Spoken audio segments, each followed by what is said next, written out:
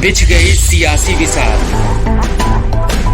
खेला जा रहा है सियासी खेल, जारी है वार पलटवार। शह और मात के खेल में बनाई जा रही है रणनीति, कौन पड़ेगा किस पर भारी, ये कभी भी सिर्फ हस्तक्षेप.com पर अमलेंदु उपाध्याय के साथ। देखिए राजीव जी, मेरे जीवन में मेरे को एक ही अफसोस था कि मैंने महात्मा गांधी को नहीं देखा, उनको टच नहीं किया। मेरा अफसोस अब खत्म हो गया। मैं सच बता रहा हूं राजीव जी, मैं अतिशयोक्ति नहीं कर रहा, भावुक नहीं हो रहा। मैंने पंडित जवाहरलाल नेहरू के बारे में सुना, कितने अच्छे व्यक्तित्व थे, कितने भावुक व्यक्तित्व थे, कैसे भीड़ में कूद जाते थे, कैसे लोगों से बात करते थे। मैंने राजीव गांधी को भी देखा, किस प्रकार से वो जनता से घुलते मिलते थे। महात्मा गांधी के बारे में भी सुना।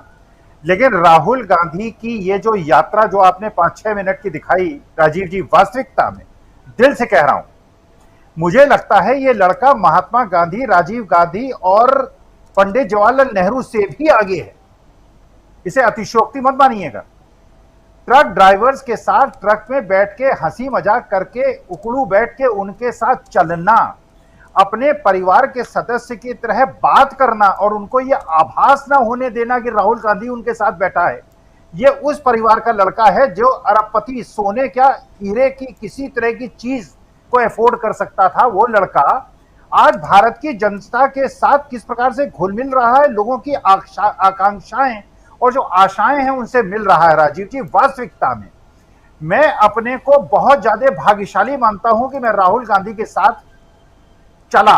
जब वो पदयात्रा में चले, मैं उनके साथ चला और जिस भावुकता से चला, आंख में आंसू लेके चला। आज मेरी तपस्या पूरी हुई और मेरे को आज इतनी खुशी है कि मैं अपने संध्या काल में एक ऐसे व्यक्तित्व को देख रहा हूं जिसे 2024 में अगर सत्ता जनता ने सौंपी, मेरा देश का भविष्य सुरक्षित है।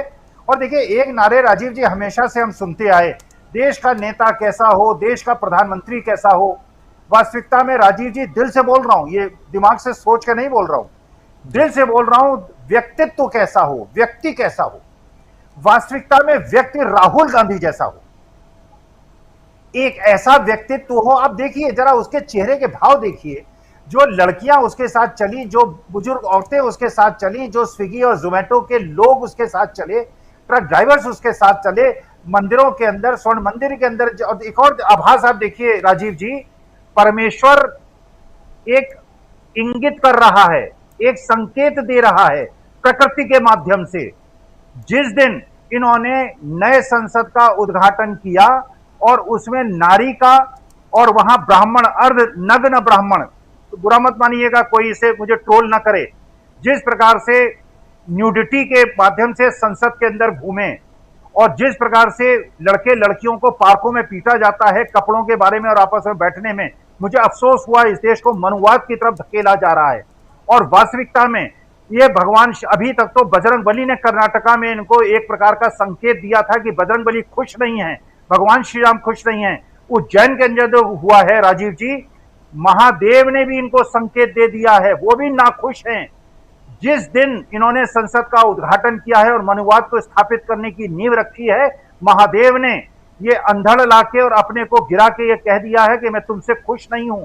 मेरी बेटियों को घसीटा गया है, उनके खिलाफ एफआईआर लिखाई गई है और ब्रजभूषण शरण सिंह इस संसद के अंदर जाके सीना तान के घूम रहा है, मुस्कुराता हुआ बाइट दे रहा है। वास्तविकता में भगवान ने संकेत दे दिया है, अल्लाह ने संकेत दे दिया है, जीसस क्राइस्ट ने दे दिया है, गुरु साहब ने संकेत दे दिया है, सारे प्रकृति ने संकेत दे दिया है। हमें व्यक्तित्व ऐसा चाहिए जो जनता के दुख दर्द को बांटे, मलहम लगाए, प्यार करे। हर जाति और धर्म, इस देश के 142 करोड़ लोग इस देश की जनता हैं। ना कोई ऊंचा है, ना कोई नीचा है, ना कोई बड़ा है, ना कोई छोटा है, ना कोई धर्म है, ना कोई जाति है। हमारी धर्म जाति केवल हिंदुस्तानी है, हम सब केवल हिंदुस्तानी हैं। ना यहाँ मनुवाद चलेगा, यहाँ केवल संविधान चलेगा और संविधान के अनुसार केवल काम चलेगा। और जो हमारे साथ संविधान से खिलवाड़ करेगा को हम सत्ता में राजीव जी नहीं रहने देंगे। जी, सत्ता की बात तो और पे अस्थाना साहब ये लिख रहे हैं, ये माना जाए। देखिए राजीव जी, मुझे ऐसा लगता है कि महाभारत अधूरी लिखी गई, ठीक नहीं लिखी गई। महाभारत में लिखा गया कि अश्वत्थामा जीवित है और दुर्योधन और दुशासन की हत्या हो गई। मुझे लगता है कि दुर्योधन दुशासन आज जिंदा हैं। किसी का सरनेम सिंह हो गया है, किसी का सेंगर हो गया है, किसी का मिश्रा हो गया है। और ये दुर्योधन और दुशासन इन बेटियों को घसीट कर जिस प्रकार मार रहे हैं, पीट रहे हैं।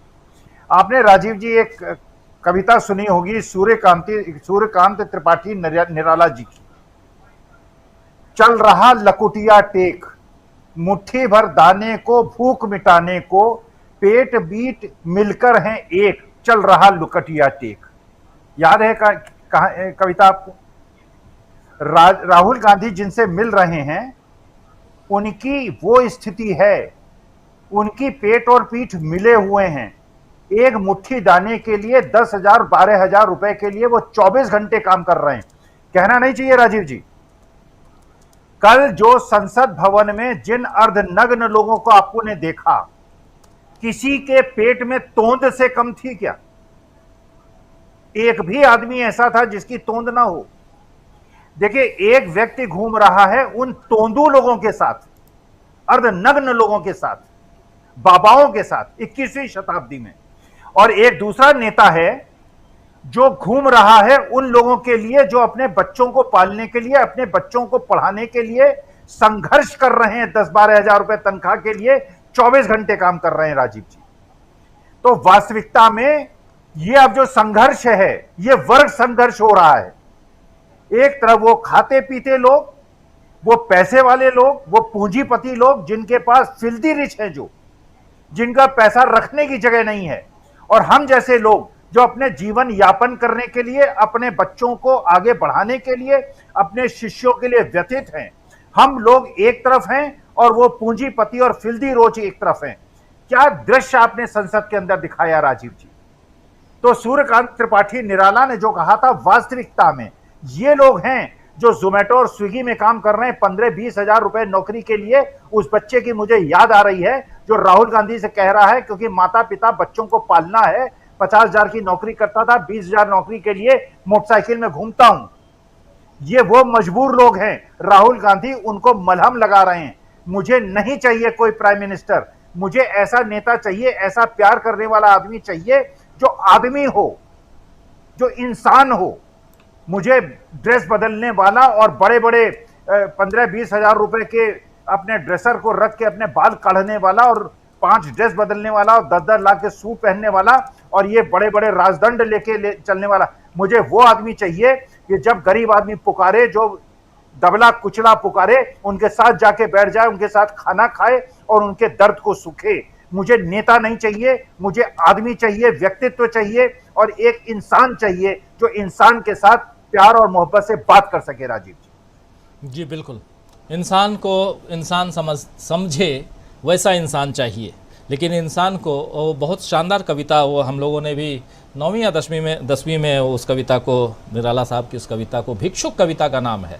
भिक्षुक चाट रहे हैं जूठी पत्तल कहीं सड़क पे अड़े हुए, और झपट लेने को कुत्ते उनसे भी हैं खड़े हुए। बिछ गई सियासी विसार, खेला जा रहा है सियासी खेल, जारी है वार पलटवार। शह और मात के खेल में बनाई जा रही है रणनीति। कौन पड़ेगा किस पर भारी, ये कभी भी सिर्फ हस्तक्षेप.com पर अमलेंदु उपाध्याय के साथ